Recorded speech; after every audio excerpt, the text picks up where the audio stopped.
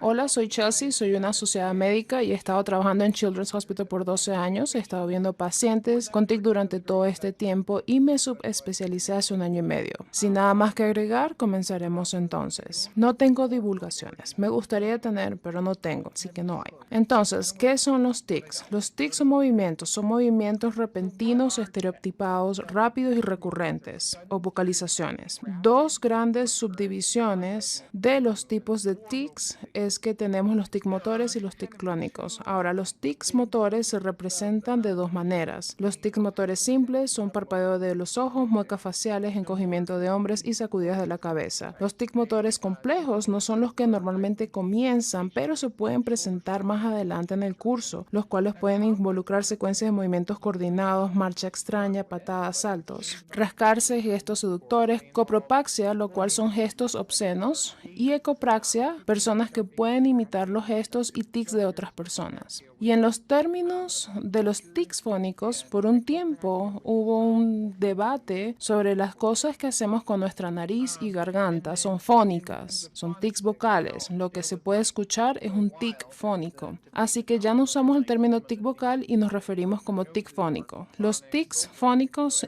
simples incluyen gruñidos, mis dos hijas lo tienen, ladridos, gemidos, carraspeo, gritos y otros ruidos. Los tics fónicos complejos incluyen coprolalia, lo cual se refiere a palabras obscenas. Son muy poco frecuentes, de hecho se ha hallado como un tic en un paciente típico. Colalia, repetición de palabras. Palalia, repetición de sus mismas frases. Ecolalia es cuando se repite lo que alguien dijo. Por ejemplo, si alguien dice quiero ir al parque, la persona repite parque, parque, parque. Y la palalia es cuando la persona dice quiero comer pizza, pizza, pizza, pizza. Es decir, hace eco de uno mismo o de alguien más. Coprolalia ocurre menos del 10%, de hecho creo que ocurre en un 5%, el cual se observa más en una forma de obscenidades. Los tics. Esto es como diferenciamos si es un tic o si no es un tic. Con los tics, la mayoría de los niños tienen sentimientos premonitorios o una urgencia, la cual se alivia cuando se ejecuta el tic. Pregúntale al niño, cuando haces esto, ¿es algo que si lo aguanta se siente que es algo que lo está molestando? Como si fuese una presión o si algo te jala. Si al hacer el tic se siente mejor, eso sería el tic premonitorio. Alguien me comentó ayer que cuando se aguanta la tos, la sensación se siente cada vez peor y peor hasta que no tose. Es una sensación similar, pero los niños pueden que la sientan en su ojo, nariz o en el hombro, y la urgencia, sensación o tensión de que se debe aliviar al ejecutar el tic. Y luego se convierte en un hábito y luego comienza a ejecutarse sin usar la corteza frontal para ello. Se puede temporalmente suprimirlos, bien sea de manera suplementaria o disminuyéndolos. Sin embargo, muchos niños luego me han dicho que luego tienen que hacer el tic aún más. Es por ello que el estudio evalúa en qué momento del día es más frecuente y los niños han reportado que es más común de cuando van de regreso a casa después de la escuela. El 90% de las personas reportan que sus tics ocurren en el carro vía a la casa después de la escuela. Hay variabilidad de la gravedad durante el día y durante el transcurso del año. Muchos padres dicen que tiene un tic y luego desaparece y que luego es reemplazado con otro tipo de tic. Es una especie de evolución. Primero tiene el tic ocular, luego el tic nasal, luego el nasal y el bucal. Es un episodio que evoluciona con el tiempo. Algunos tic paran, pero de nuevo son reemplazados por otros, o también se pueden volver a reincorporar todos y tener un nuevo repertorio. Los tics motores casi siempre proceden los tics vocales o fónicos. Lo siento, acabo de romper mi propia regla de no referirlo como tic vocal. El inicio es usualmente desde el jardín de infancia hasta el segundo grado. Debo decir que, en mi opinión, se pueden presentar antes de eso, pero se reconoce también alrededor de la edad del jardín de infancia. La severidad máxima es usualmente entre los 10 y 12 años de edad y luego tenemos que 2/3 de los niños tienen una mejoría sustancial al final de la adolescencia. Así que, ¿qué son los tics versus el Tourette? En general, todo está en una escala. Podemos resumirlo en que se reciben más servicios de apoyo en la escuela si se tiene el síndrome de Tourette o en cambio del trastorno de tic. Básicamente hay tres clasificaciones grandes. Trastorno transitorio de TIC, también conocido como trastorno provisional de TIC. Estos pueden de hecho comenzar y durar por varias semanas. Esto ocurre cerca en promedio del 10% de la población. De hecho, yo he visto TICs que desaparecen y luego reaparecen alrededor de un año después. ¿De dónde obtuve estos datos? No está actualizado, ya que indica que ocurre en un 10%. Yo he visto que ocurre en un 30%. Personalmente yo pienso que probablemente ocurre en un 30% porque muchos padres tenemos trastorno transitorio del TIC, también conocido como trastorno profesional del TIC. Estos pueden de hecho comenzar y durar por varias semanas. Esto ocurre cerca en promedio del 10% de la población. De hecho, yo he visto TIC que desaparecen y luego reaparecen alrededor de un año después. Yo lo he visto y de donde obtuve los datos no está actualizado, ya que indican que ocurre el 10%. Yo he visto que indican un 30%. Personalmente yo pienso que probablemente ocurre en un 30% porque hay muchos más niños que hacen muecas que a los padres no pueden captar que no son tics. La mayoría de los niños con tics motores simples no necesitan tratamiento. Los tics deben haber comenzado antes de los 18 años para poder cubrir el criterio. Los trastornos crónicos o tic o trastorno persistente se padece un tic vocal o fónico o motor, pero no los dos, por un periodo de tiempo de un año, y en ese periodo de tiempo no se puede pasar más de 3 meses sin un tic. Si ha pasado más de ese tiempo, se padece entonces de un trastorno de tic. De nuevo, los tics deben haber comenzado antes de los 18 años. Así que el síndrome de Tourette es un tic fónico que se puede escuchar y que pueden observar dura más de un año. Y de nuevo, no más de 3 meses entre uno y otro. Así que realmente el síndrome de Tourette es un tic crónico con un tic que se puede escuchar. ¿Qué causa los tics? La respuesta corta es de alguna manera no está muy clara y probablemente multifactorial. La respuesta larga es descrito de muchas maneras y lo cual lo vamos a mencionar en un momento. Alteración del sistema mesolímbico, el parte del cerebro que se encarga de los movimientos que conlleva la desinhibición del sistema motor. Sabemos que los estudios de imágenes han hallado disminución del volumen en la parte del cerebro que se encarga del control motor. Esto es más en los niños con el síndrome de Tourette. La severidad en niños con síndrome de Tourette están correlacionados a la reducción del volumen de la corteza sensoromotora. De nuevo, estas son cosas que se han hallado, pero ¿utilizamos estudios de imágenes para diagnosticar niños tics con tics y Tourette? No, y es debido a que los niños en ese cambio cognitivo de volumen y sin ese cambio en la corteza sensoromotora también tienen síndrome de Tourette. No se usa de manera diagnóstica, pero sí quizás que está de alguna manera relacionada a la ideología de ello. Hay otro estudio que usa tomografía por emisión de positrones que hallo alteración del sistema mesolímbico, en la parte del cerebro que se encarga de los movimientos que conllevan la desinhibición del sistema motor. Sabemos que los estudios de imágenes han hallado disminución el volumen en la parte del cerebro que se encarga del control motor. Esto es más en los niños con síndrome de Tourette. La severidad en niños con síndrome de Tourette están correlacionados a la reducción del volumen de la corteza sensomotora. De nuevo, estas son cosas que se han hallado, pero ¿utilizamos estudios de imágenes para diagnosticar niños con tic y Tourette? No. Y es debido a que los niños sin ese cambio cognitivo de volumen y sin ese cambio en la corteza sensomotora también tienen síndrome de Tourette. No se usa de manera diagnóstica, pero sí quizás de que de esta alguna manera relacionado con la ideología. Hay otro estudio que usa la tomografía por emisión de positrones para hallar los niveles bajos de glucosa en la ganglio basal, y se han realizado estudios genéticos que realmente no han encontrado una causa genética para niños con tics o síndrome de Tourette. Personas que tienen tics y sus hijos tienen tics, pero tenemos datos que sugieren que genéticamente para los tics y Tourette, no. Este es el único momento en el que voy a hablar de ello, ya que es un tema muy debatible como tal. Sin embargo, se ha propuesto que los anticuerpos de las neuronas del ganglio basal del grupo A con infección por estreptococos pueden estar involucrados en la patogénesis del síndrome de Tourette en algunos pacientes. No hay evidencia en el trastorno autoinmune neuropsiquiátrico pediátrico asociado con infección por estreptococos. Este es otro tema, pero no es lo que causa el síndrome de Tourette. De nuevo, consideramos que el síndrome de Tourette lo causan muchas otras cosas. Muy bien, ¿quién lo padece? El síndrome de Tourette es relativamente raro. El trastorno de tics puede consistir en el 30% de la población, mientras que el síndrome de Tourette consiste en alrededor del 0.5%. Y de nuevo, eso depende de quién se esté evaluando. Los varones se ven más afectados que las mujeres en una proporción de 4:1.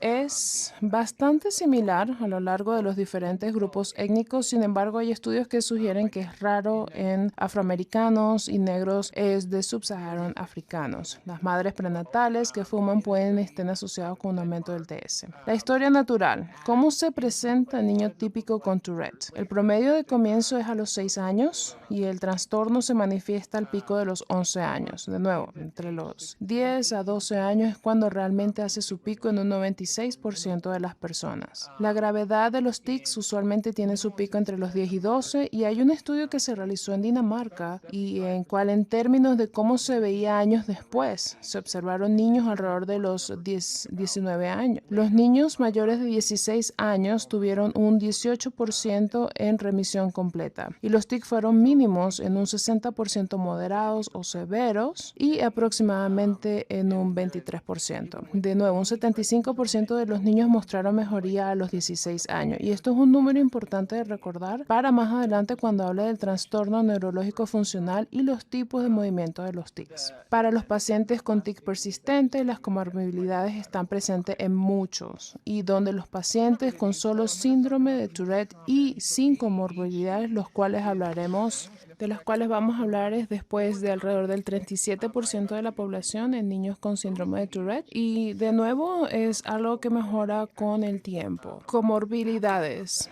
Voy a hablar de las más comunes. El DDAH es interesante, usualmente emerge antes del comienzo de los tics, alrededor de los 2 o 3 años. El TOC es la segunda comorbilidad más común, emerge después del comienzo de los tics. Las compulsiones incluyen en contra, arreglar, acaparamiento, golpeteo, frotamiento y comprobación de errores. Ayer hablé con alguien que me decía, de hecho, que cada noche, no sé si actualmente o previamente, él tenía que tocar la pared de cierta manera cada vez que iba a acostarse y me decía que no estaba seguro si tenía TOC y le dije, bueno, creo que has respondido tu propia pregunta. La ansiedad es muy común, ocurre en el 30% de los niños. El comportamiento perturbadores como el PTD, TPD también son muy comunes. Así como también los trastornos del sueño. El motivo por cual menciono esto es porque clínicamente cuando hablo con los pacientes les pregunto, ok, ¿qué te molesta? Digamos que tienen varios componentes del DDAH y tienen ansiedad. ¿Qué te molesta más? Y me dicen, bueno, mi tic de hecho no está tan mal, pero mi ansiedad me está paralizando. Si de hecho puedes alterar o controlar a veces algo de la ansiedad, a veces puede que los tics mejoren. Debemos entonces considerarlo como un paciente completo y no como un diagnóstico individual. Es muy interesante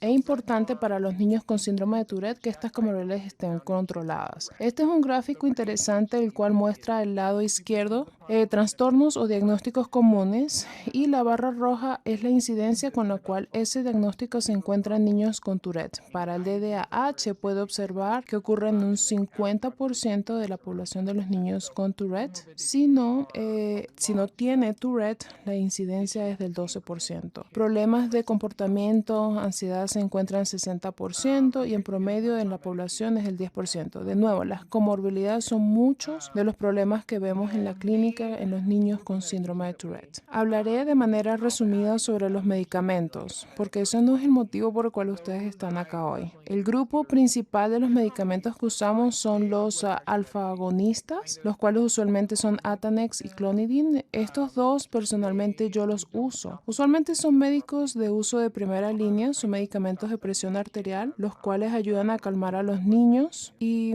no comenzamos a usar estos medicamentos a dosis altas ya que si se discontinúan abruptamente se puede tener cambios de presión arterial alta. Y por ello es que advertimos que si se está en una dosis alta no la paren a menos que hayan hablado con alguien. Antipsicóticos. Los más comunes son el Abilify y el Risperidol. Estos son mucho más efectivos cuando los comparamos con la severidad de los tics. Los efectos secundarios de los alfagonistas pueden ser desalentador. Se debe realizar análisis de laboratorio y tórax periódicamente. Se puede tener ginecomastia, lo cual es el desarrollo de tejido mamario por el cual, como podrán imaginar, muchos de los varones sufren de burlas, y también los niños con síndrome de Tourette y que padecen de ginecomastia tienen aumento de peso. El Botox es algo que más comúnmente se usa en adultos. Yo he intentado un poco en implementarlo acá un poco más, pero ha sido un tanto difícil. El topiramato es de hecho emocionante. Se usa más frecuentemente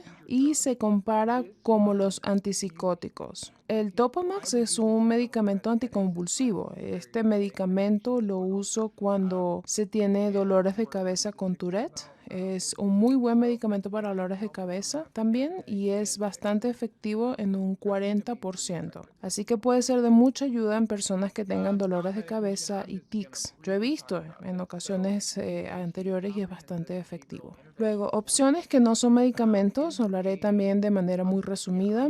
El CBIT es la intervención conductual integral para los tics. De esto se hablará mucho más adelante. La reducción es fenomenal con los tics. De hecho, es mucho mejor que los medicamentos y la mejoría está allí, esté o no esté recibiendo medicamentos. El Botox es algo que más comúnmente se usa en los adultos. Yo he intentado un poco en implementarlo acá, un poco más, pero ha sido un tanto difícil. El topiramato es de hecho emocionante. Se usa más frecuentemente y se compara como los antipsicóticos y es tan buen como ellos. El Topamax es un medicamento anticonvulsivo. Este medicamento lo uso cuando se tiene dolores de cabeza con Tourette. Es un muy buen medicamento para dolores de cabeza también y es bastante efectivo en un 40%. Así que puede ser de mucha ayuda en personas que tengan dolores de cabeza y tics. Yo he visto que en ocasiones es bastante efectivo.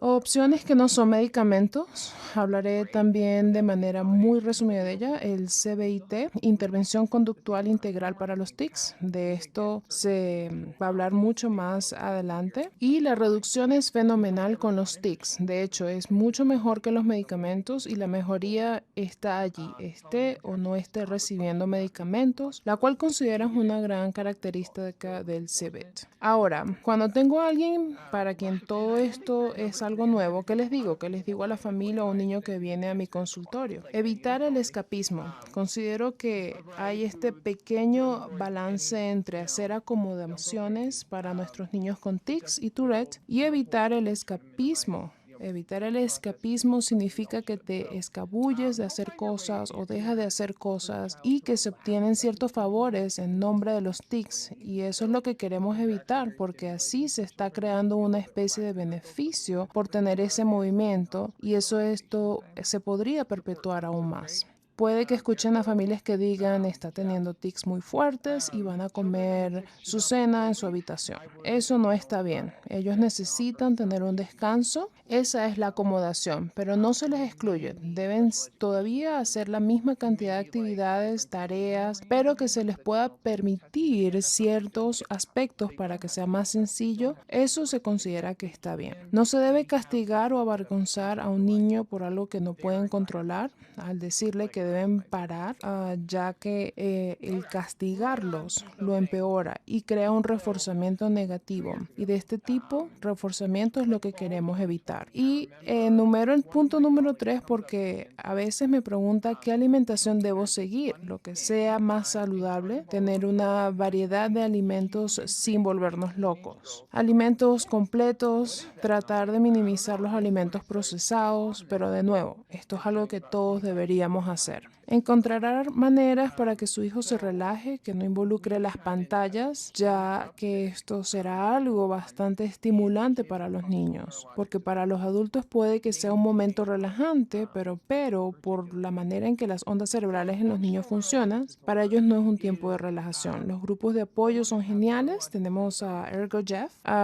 Los niños con tics no deben ser acosados. Jeff puede proporcionar educación en las escuelas y puede que necesiten asistencia de educación especial. Quizás puede que necesiten arreglos especializados en su educación. Quizás tener algún momento para evaluarlos. Pero de nuevo, ellos no tienen que tener estas evaluaciones o actividades. Ellos pueden tener quizás una configuración individualizada en su ambiente para maximizar su éxito. Ok, continuamos. Hace 2 años, en otoño del 2020, creo que uno de mis colegas se acerca a mí y me dice: Chelsea, he encontrado algo curioso. Tengo varias referencias que indican un gran aumento en chicos adolescentes que se presentan con tics. ¿Qué será eso? Le dije: no lo sé. Y en ese momento es cuando comencé en esta posición, dedicando el 25% de mi tiempo en tics y Tourette. Tuvimos un gran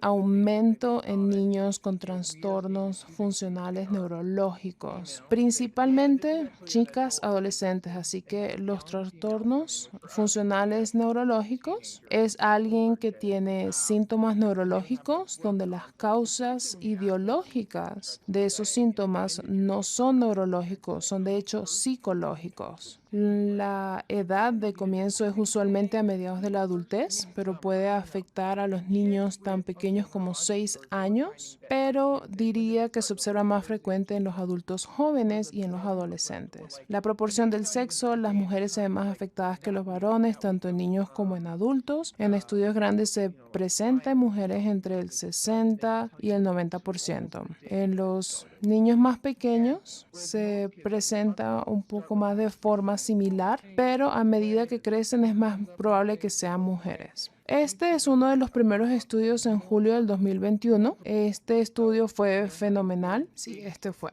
Y fue fenomenal. Les recomiendo revisarlo. No tienen que revisarlo todo, pero básicamente lo que ellos hallaron, esto se realizó en un centro de adultos. Encontraron que mujeres jóvenes, que para nosotros en el área pediátrica son las chicas adolescentes o mayores, las cuales tienen un comienzo abrupto. Usualmente, cuando se pregunta a un padre cuándo comenzó el tic, y los padres responden: ¿fue en primer o segundo grado? No sé si hizo primero el olfateo en el verano, no lo sé. En los niños con trastornos funcionales neurológicos hemos encontrado que preguntamos y responden: comenzó el jueves a las 2 de la tarde. O quizás no dicen el día y la hora, pero quizás dicen esa semana de exámenes finales, ¿saben? En donde casi pueden decir el día que comenzó. En la mayoría de los niños comienza con gestos en la cara que desaparece, luego algo nuevo aparece. Estos niños tienen un rápido comienzo de múltiples tics y son tics grandes que comienzan en la cara y luego uno a la vez que van y vienen. Son niños que presentan movimiento grandes y vocalizaciones y tienen muchos tics, todos comenzando a la misma vez en un momento determinado del día. También se reportaron que obtuvieron un aumento de puntaje significativo en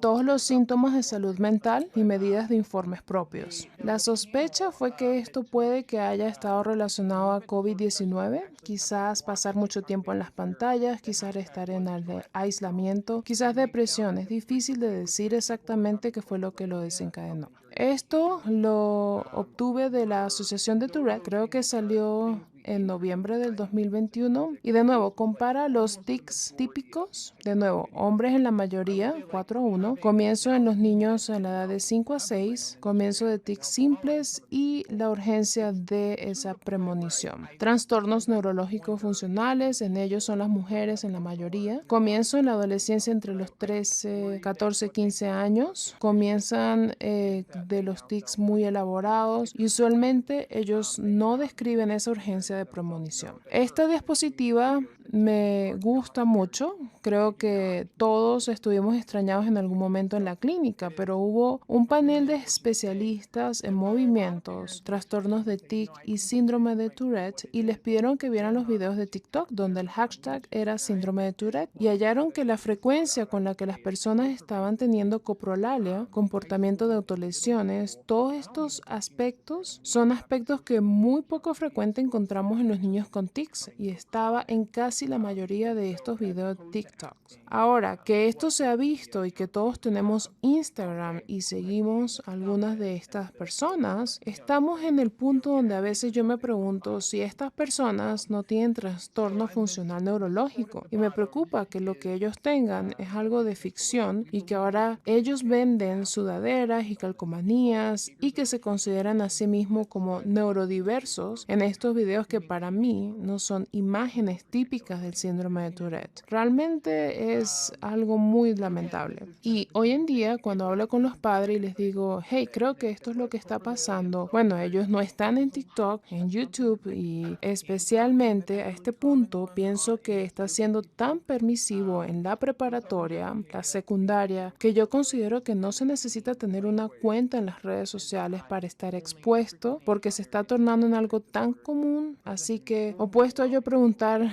¿qué cuenta de redes sociales usted tiene? Yo pregunto, ¿a quién ha visto hacer esto? ¿A la amiga Jackie de clase? Así que esta última frase es muy importante. Dice, creemos que esto es un buen ejemplo de una enfermedad en masa sociogénica que incluye comportamientos, emociones o condiciones que se propagan de manera espontánea a través de un grupo, especialmente en las chicas adolescentes. De nuevo, esto es básicamente lo mismo. Este es el segundo estudio que revisé en coprolalia y conductas autolesivas. Hay uno que es muy común, que es aplaudir dentro de este grupo de personas. Las conductas autolesivas y coprolalia, las cuales he visto mucho en lenguaje, solamente hemos encontrado en el trastorno típico de tics y estaba presente en la mayoría de los videos de TikTok. Yo los he visto, tengo mi cuenta de TikTok y al verlos digo, ya no puedo verlos más. Y luego está mi hija de 7 años viendo TikTok también. Todo el mundo está en TikTok ahora. ¿Qué hacemos entonces si vienen a la clínica y uno dice, wow, esto es lo que típicamente uno observa en pacientes con TIC? No creo que tengas esto, ya que hubo un comienzo repentino, terminaste en la sala de emergencia el día que comenzó. Eso es también para mí una bandera roja. Yo no tengo una